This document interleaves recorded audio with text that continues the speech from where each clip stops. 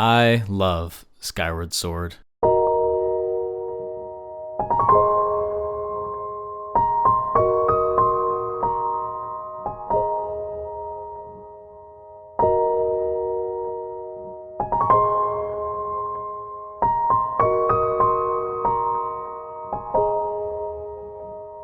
Skyward Sword is potentially the most polarizing Zelda game, and while I love it, many others, like a certain grumpy gamer, do not love it. In this video, I'll be defending against major criticisms of Skyward Sword like motion controls, stamina, and backtracking, using Arin from Game Grumps as an archetype for those who don't like the game.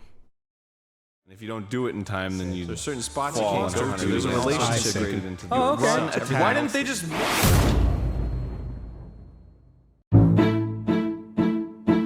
Arin complains that the stamina gauge is unnecessary while at the same time praising the stamina gauge in Breath of the Wild. It's important to acknowledge that there probably wouldn't be a stamina gauge at all in Breath of the Wild if it wasn't first in Skyward Sword. Also, I think the stamina gauge is more annoying in Breath of the Wild, and a lot of the complaints given about stamina in Skyward Sword can also be applied to stamina in Breath of the Wild.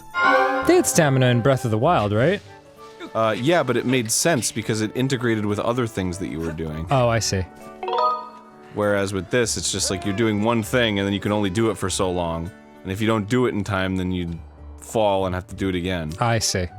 Sucks. The big selling point of Breath of the Wild is that it's open world, meaning you can go anywhere and do anything at any time. There are quick ways to get around, like getting a horse or fast traveling, but horses can't go everywhere and fast travel only takes you to towers and shrines. So for most of the game you have to run, which means dealing with the stamina gauge.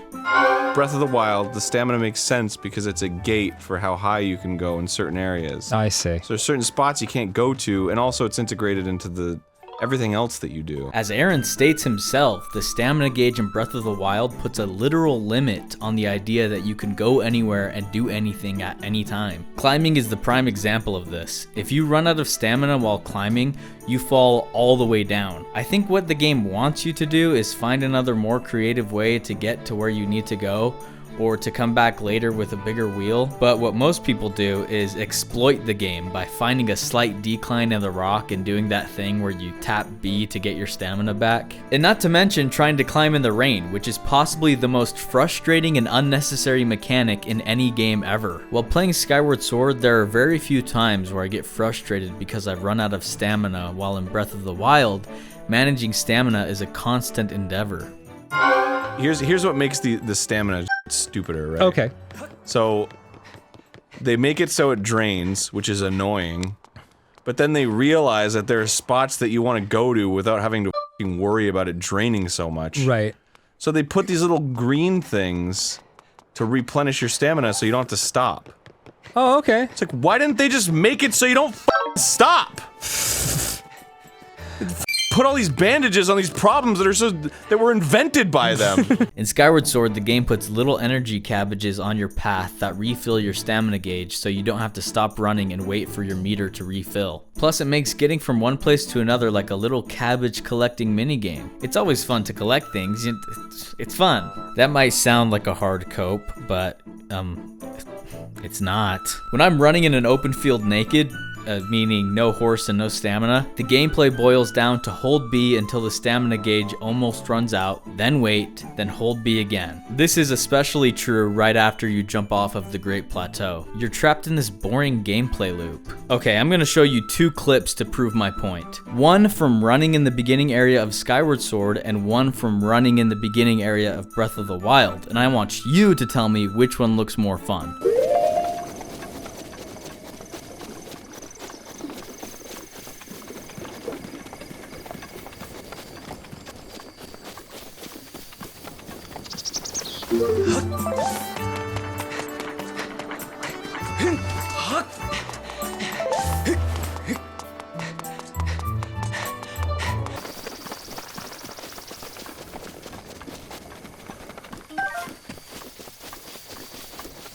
But with this, it's like, you do one thing, and it drains your stamina. Oh, it's just, is it just running.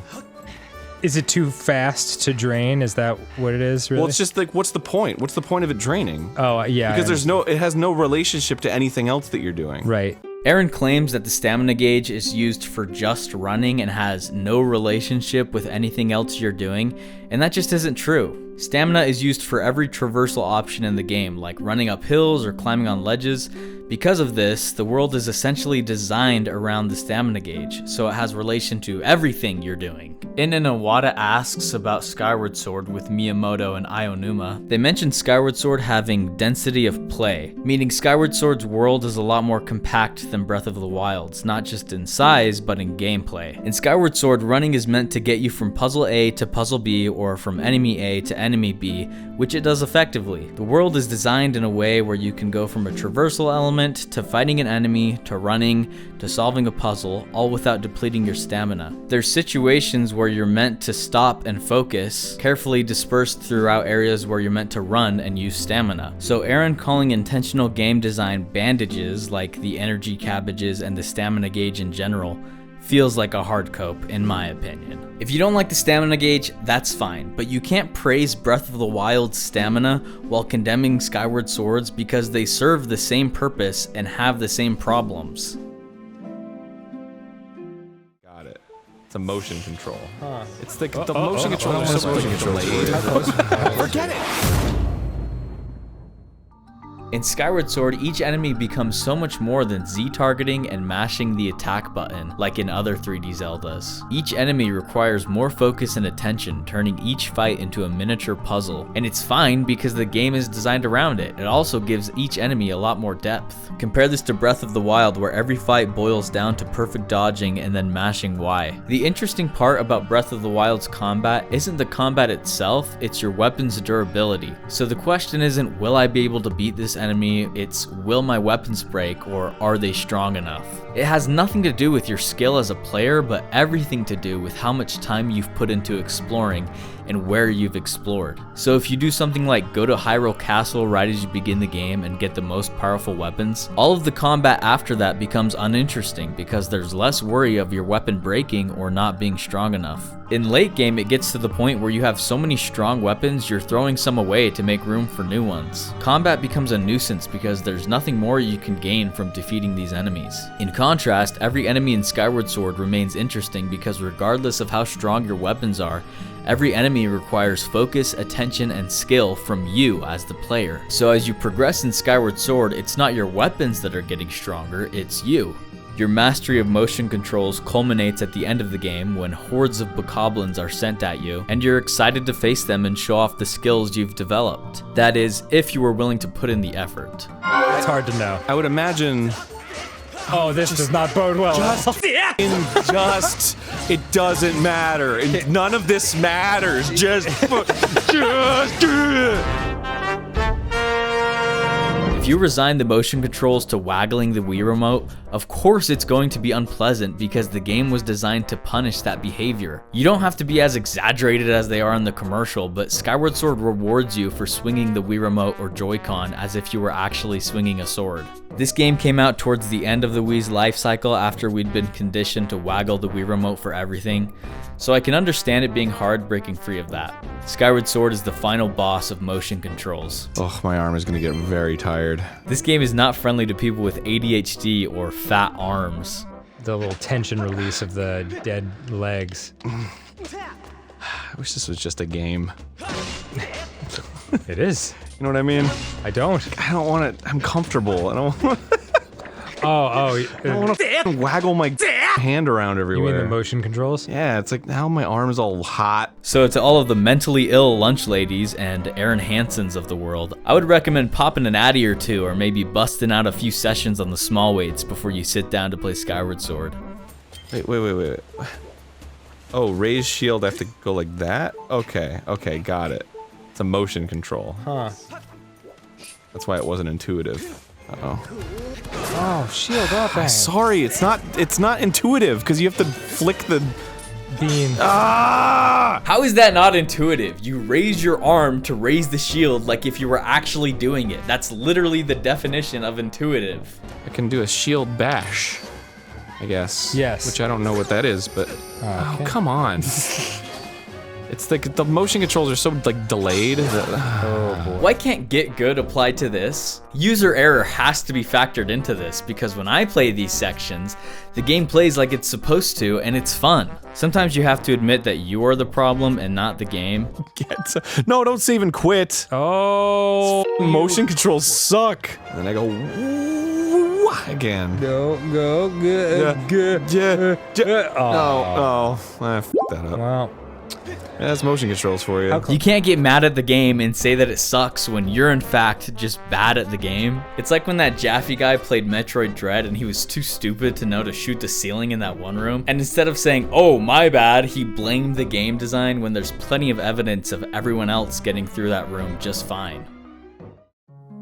Skyward Sword delivers on the motion control experience I fantasized about when I first heard of the Wii as a child. When the titillating idea of motion controls first entered my adolescent cranium, I immediately started imagining games where I could feel like a Jedi swinging his lightsaber or a person with no arms playing tennis. Skyward Sword was the first single-player adventure game I played where the motion controls were a lot more complex than just shaking the Wii remote. The game itself is designed around motion controls instead of it being an afterthought like in Twilight Princess. Motion controls are the keystone of Skyward Sword. All of the game's design elements are built up to and held up by motion controls. So if you don't like motion controls, you won't like Skyward Sword. Or if the motion controls are bad, then the whole game will fail as a result. I argue that the motion controls are implemented excellently, therefore the game is excellent.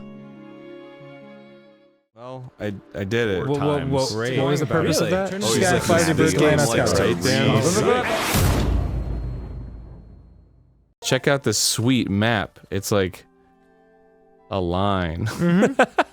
Since when did linear equal bad? Sometimes I question if people think about their criticisms or if they're just repeating the same buzzwords they've heard a million times. The areas in Skyward Sword are more linear than in other Zelda games, but it works because they're intentionally designed that way. They feel more like distinct levels rather than an open world. There is backtracking, but it's like Mario 64 or Galaxy where you revisit the same area but explore different aspects of it. The areas in Skyward Sword feel more like temples than the actual temples in Breath of the Wild do. The essence of any temple is puzzles. Puzzles are moments that require you to observe your surroundings, examine your inventory of items and abilities, and use what works to form a solution. Just like fitting a missing piece into a real puzzle. In Breath of the Wild, a puzzle often has multiple solutions. So instead of cleverly finding the exact right piece, with enough brute force, you can make any piece fit. After doing that so many times and relying on the same cheap solutions over and over, all the excessive force wears down on your pieces. Eventually, they lose the bumps and divots that make them interesting, leaving you with a mess of eroded pieces that all look and feel the same. The temples in Skyward Sword are so fun because they're designed around a specific mechanic. Like how the Ancient Cistern gives you opportunities to use the whip to swing around, flip switches, and take off the boss's arms. Or how the Nehru Mines let you blow away sand, explode fish, and move platforms with the gust bellows. Skyward Sword's temple are some of the most creative in the franchise. Each temple has a distinct theme and atmosphere. Compare that to the Divine Beasts, which all look and feel the exact same, even down to sharing the same boss. Seriously, I want you to try and tell me the difference between these 4 screenshots. That's right, you can't! Well, I did it. What was the purpose of that?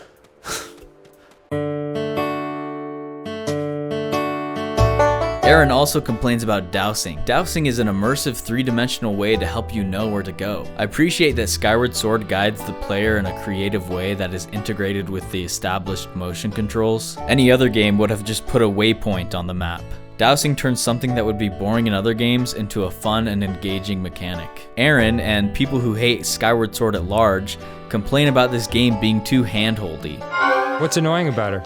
She's like Navi on steroids. Oh, really? She's just constantly explaining shit you already know. But at the same time, Arin's using a walkthrough, so I guess it's not handholdy enough. Dan, what the f am I supposed to do here, man? I got the oven mitts now, and I can dig, but where am I supposed to dig now? Dig the nearby gusto. Okay, you can have.